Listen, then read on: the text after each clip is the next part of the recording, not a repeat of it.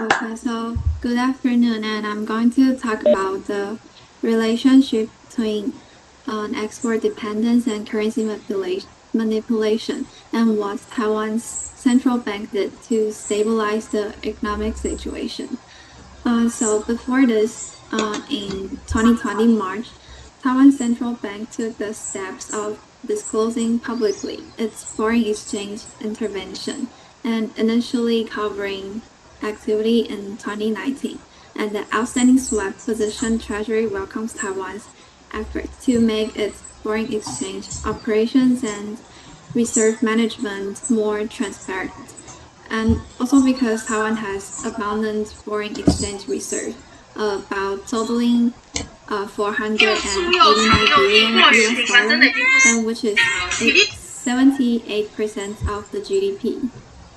And so the US Treasury urges the authority to limit the foreign exchange intervention to only exceptional circumstances of disorderly market conditions, and to avoid the intervention to resist appreciation in line with economic fundamentals. And so this report will further discuss the relationship between the export dependence and currency manipulation. So uh, there are a lot of international economics literature has praised.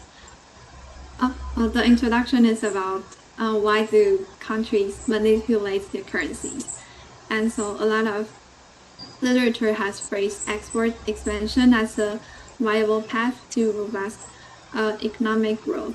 And by relying on foreign markets, this strategy allows for sustained economic growth even if domestic demand wanes. And exporting sectors and firms tend to expand more rapidly as more export opportunity arise, and they tend to be more efficient than non-exporters. Thus, the export expansion can contribute to increased domestic employment and higher wages, with many countries seeking to reap the benefits from export expansion. Competition and viability intensifies. And one strategy among exporting exporting states to skirt the competition in international trade is to cheapen the relative price of exported goods. So because of these benefits of currency depreciation, more countries seek to these methods for that currency war among trading partners. And we can see the first graph over the graph over here and the table over here. And this is the exchange reserve which Taiwan have. And we can see that the amount is kind of piling up, and on the table, like Taiwan, although Taiwan is a really small country, but we have keep a lot of foreign exchange rates reserve. So um, Taiwan like officially maintains managed float exchange rates, and the New Taiwan dollar has appreciated steadily against the dollar in 2020. And although the IMF does not currently publish a valuation assessment of Taiwanese dollar, but external analysts assessed in 2018 that Taiwanese dollar has undervalued by as much as 21%, an assessment that is consistent with the sustained and large external surplus and relatively limited adjustment of the real exchange rate over time. So my conclusion will be because in between 2000 and 2017, there are 8 export-dependent countries engaged in currency manipulation in order to gain a competitive edge in international trade. This policy led to massive trade imbalances throughout the global economic and provoked the inward-looking protectionist policy. and country became more intertwined in global production networks, which decreased the trade benefits of running a depreciated exchange rate. And so the report illustrated the relationship between U.S. policy and foreign exchange intervention, which is the primary tool for depreciating one's exchange rate. And the U.S. Treasury also encouraged the Taiwanese authority to take further action, particularly with respect to reporting foreign exchange reserve in the widely accepted formats of IMF standards. And because currency manipulation is a costly venture, so as the benefits went due to the changing production patterns, the cost of maintaining such a policy is kind of high and leading to a change in policy. So I think the deeper integration rather than increased protectionism seems to be the better way for dealing with the currency policy. Yes, and this is my report today. Thank you. Right, so thank you very much.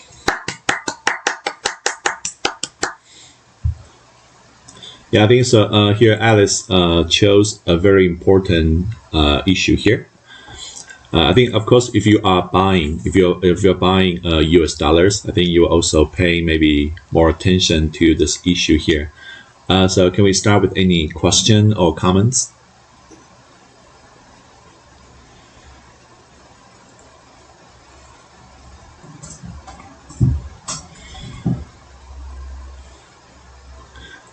Okay, maybe I can start with a question for Alice. Okay.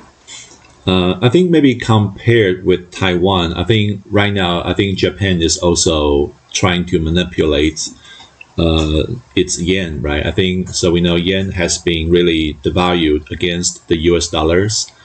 But I think right now we can also see that so Taiwanese dollar has also been maybe forced, right, to also to devalue against the U.S. dollars. So what do you think is going to happen to the NT dollars? Do you think that it's going to surpass 30 dollar to $1 US? I think the Taiwanese dollar will become a stabilized situation, and which is about 30 to the US dollar. Yes, and like in the reports that the U.S. Treasury, they said that Taiwanese central bank is kept buying foreign exchange reserve, but the central bank they responds like they respond that they are not intentionally to manipulate the exchange rates, but they only buy the exchange rate. They buy the foreign currency is just for stabilize our economic situation. So I think Taiwan Central Bank will still hold their thoughts. Let's see. Yeah, thank you. Okay, yeah, I think maybe over the next few days, we can keep observing, the foreign exchange market. Okay, good. So can we move on to another question or comment? Hi, Alice. I'm Justin, and I want to ask: is there any other disadvantage of Taiwan government hold such amounts of foreign exchange reserve? Other disadvantage?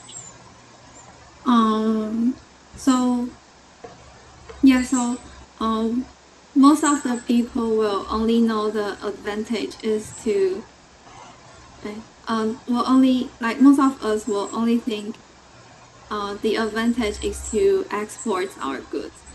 But if our central bank kept buying foreign reserve, and the Taiwanese dollar will become more depreciated, and this will cause a lot of economical problems. And like for us, it will be difficult to buy foreign goods, and also our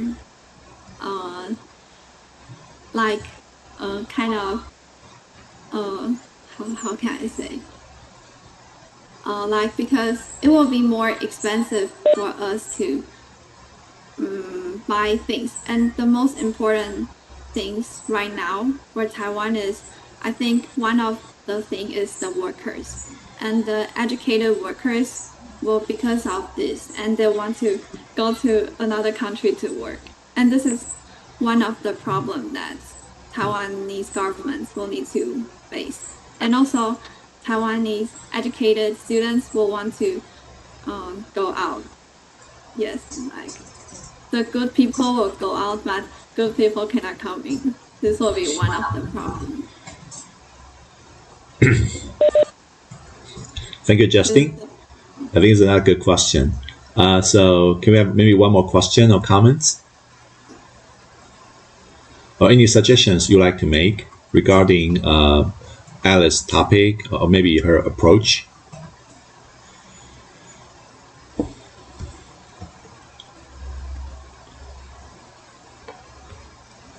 Maybe I can also just ask another question. I think we know recently. I think some people, they tend to accuse the central bank, right?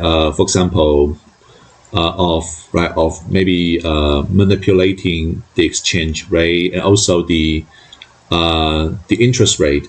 So they believe that the low interest rate has caused, for example, the low wages, and the low interest rate has also pushed up the housing prices. So do you agree with such kind of accusation? They believe that maybe the monetary policy of the central bank isn't as successful as it claims to be? Yeah, I will say one of the problem is also the housing prices become more expensive.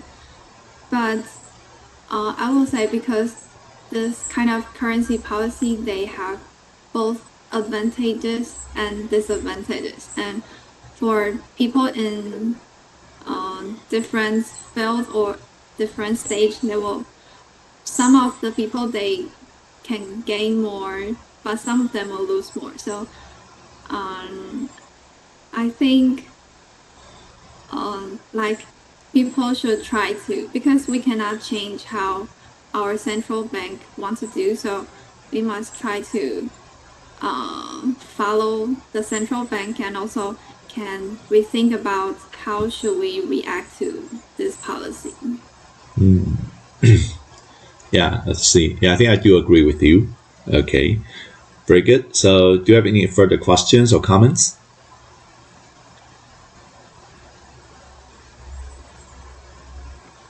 All right, so if not, let's give Alice a big hand. So thank you very much. Thank you. Okay, I think so. This will also bring us to our next